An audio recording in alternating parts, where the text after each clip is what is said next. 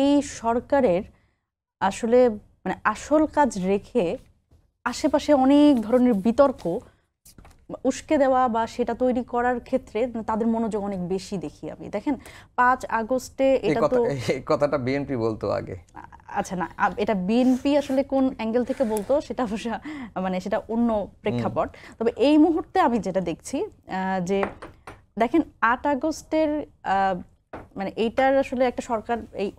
অন্তর্বর্তীকালীন সরকার গঠন করা হয়েছে, কিন্তু এখানে আসলে যেই ধরনের কথা বলা হচ্ছে যে নতুন বাংলাদেশ দিবস, দেখেন এই 5 আগস্টে ছাত্র জনতার যে অভ্যুত্থান এটার সাথে মানুষের সেন্টিমেন্ট জড়িত। সুতরাং এই জায়গাতে এই যদি দ্বিতীয় স্বাধীনতা বলেন বা নতুন বাংলাদেশ বলেন, এটা তো আসলে 5 আগস্টে আমাদের সেই অভ্যুত্থানের থেকে এবং যে মাঠে ময়দানে এবং আপনি সেদিন সংসদ ভবনের সেই চিত্রটি যদি মনে করতে পারেন, তো এটি তো আসলে মানুষকে অনুরণিত করেছে। এবং এই 2000 শহীদের রক্ত এবং যে আহতরা এখনো হাসপাতালে, তাদের এখনো সুচিকিৎসা নিশ্চিত হতে পারছে না,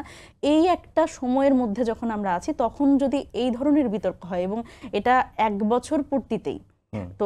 অলরেডি এরকম অনেক জায়গায় আসলে অনেক রাজনীতিবিদদের ক্ষেত্রেও দেখি এবং আমি যদি বলি গণমাধ্যম থেকে শুরু করে অনেক ক্ষেত্রে বলা হয়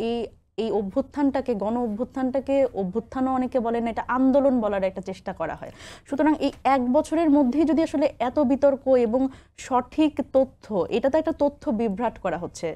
8 আগস্টে এই অন্তর্বর্তীকালীন সরকারের শুরু হয়েছে, কিন্তু 5 আগস্ট নিয়ে তো আসলে এখানে বিতর্কের কোনো সৃষ্টি করার আসলে কোনো সুযোগ আছে বলে আমি মনে করি না। এবং এই ক্ষেত্রে যেটা আমি বললাম যে আসলে যেটা আসলে বিতর্ক না, এর থেকে আরো অনেক গুরুত্বপূর্ণ ঘটনা আজকে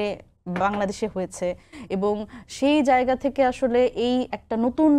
বিতর্ক চাউর করে দেওয়া, এটা আমার কাছে মনে হয় খুবই অপ্রয়োজনীয় এবং সেখানে দূরদর্শিতার একটা মানে খুব অভাব